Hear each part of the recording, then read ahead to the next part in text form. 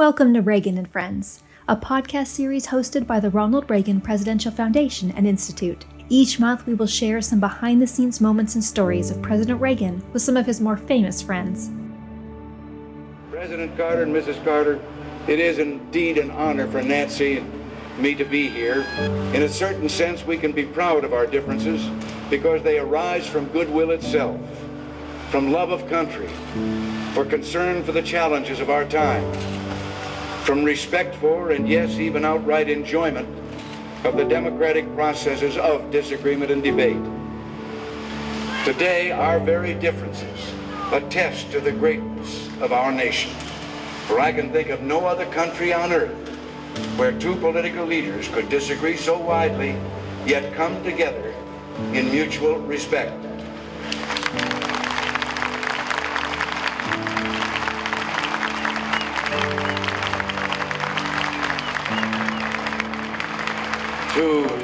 To paraphrase Mr. Jefferson, we are all Democrats, we are all Republicans, because we are all Americans. Being President of the United States can be lonely and daunting, and only a few people alive know what it's like firsthand. When a president leaves the White House, he enters one of the most elite clubs, which was established at Dwight Eisenhower's inauguration by Harry Truman and Herbert Hoover. Its members are bound forever by the experience of the Oval Office, and yet are eternal rivals for history's favor. Yet the club members tend to have remarkable private relationships. It's not necessarily about what the former presidents need. It's about what the current president needs. And the ethos is that those in the club stand ready to help. Tell me what I can do for you, not what you can do for me. That's not the dynamic of the relationship. The pressures of the job are enormous, so much so that we can see the wear and tear on those who hold this office. Who else other than the club could really understand what is going on? In a press interview with Michael Duffy and Nancy Gibbs, authors of a book entitled The President's Club, Nancy Gibbs said of the club, "The experience, the stories that these men have written together is something everyone can learn from. There have been times in history where it mattered in a life and death kind of way." She continued, "Consider the very unlikely partnership between Harry Truman and Herbert Hoover. They were political and personal opposites, and yet they collaborated after World War II on humanitarian relief in Europe. They saved tens of millions of lives. Then there are things like Bill Clinton's friendship with the first President Bush. These two fought bitterly in 1992, and there was no love lost between them. As bruised as President Bush was after losing the election, these two men came together, first for tsunami relief and then for Hurricane Katrina. They became good friends." A fun aspect of the club? Many presidents leave a handwritten note in the Oval Office Resolute desk for the incoming president on the outgoing president's last day in office. President Reagan left a handwritten note to the incoming president, George H.W. Bush, on a "Don't Let the Turkeys Get You Down" notepad. His note said, "George, I treasure the memories we share, and I wish you the very best. You'll be in my prayers." President George H.W. Bush left a note for incoming President Bill Clinton on White House stationery that ended with, "You will be our president when you read this note. I wish you well. I wish your family well. Your success is now our country's success. I am rooting hard for you." President Clinton kept the tradition alive by leaving a note for incoming President George W. Bush. His letter started with, "Today you embark on the greatest venture with the greatest honor that can come to an American citizen." And the letter concluded with, "You lead a proud, decent, good people. And from this day, you are president of all of us." President Bush's note to President Obama said, "Very few have had the honor of knowing the responsibility you now feel. Very few know the excitement of the moment and the challenges you will face. You have an almighty God to comfort you, a family who loves you, and a country that is pulling for you, including me." President Obama also wrote a letter to President Trump. The letter offered advice for being president and ended with, "Michelle and I wish you and Melania the very best as you embark on this great adventure, and I know that we stand ready to help in any way we can." As president, Ronald Reagan kept in contact with Presidents Nixon, Ford, and Carter.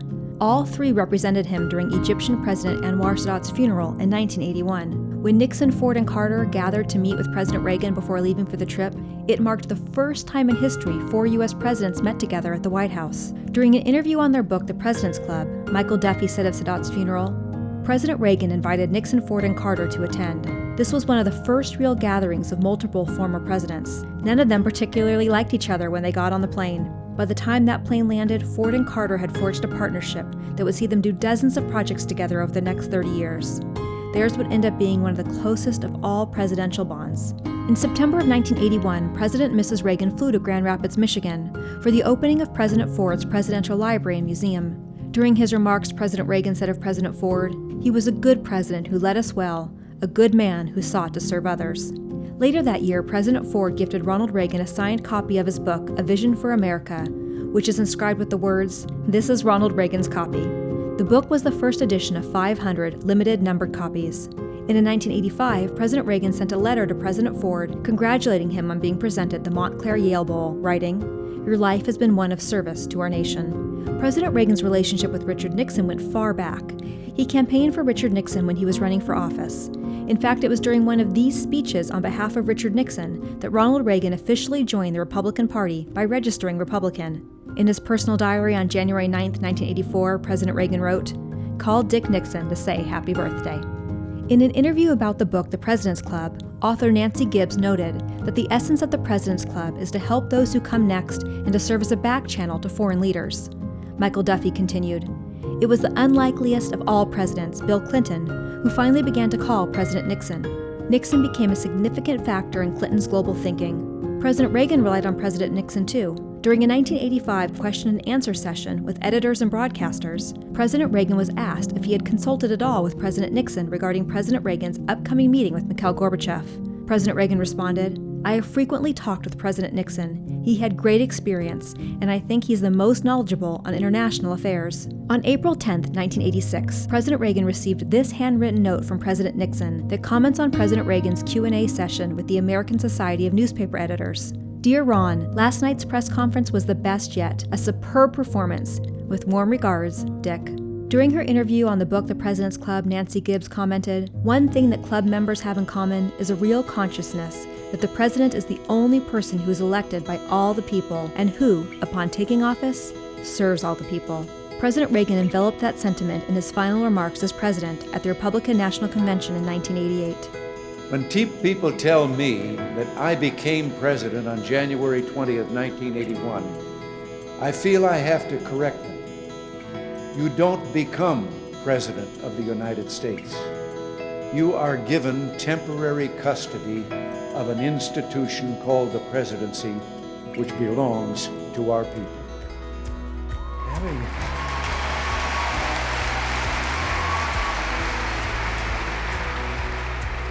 Having temporary custody of this office has been for me a sacred trust and an honor beyond words or measure. That trust began with many of you in this room many conventions ago. Many's the time that I've said a prayer of thanks to all Americans who place this trust in my hands. And tonight, please accept again our heartfelt gratitude, Nancy's and mine, for this special time that you've given in our lives. Thank you for watching. Don't forget that when you subscribe to our YouTube channel, you'll be notified every time new videos and podcasts are added to our site, including our Reagan and Friends, Words to Live By, and Reagan Forum podcasts. And don't forget to follow @RonaldReagan on Facebook and Twitter, as well as @Reagan Foundation on Instagram and YouTube.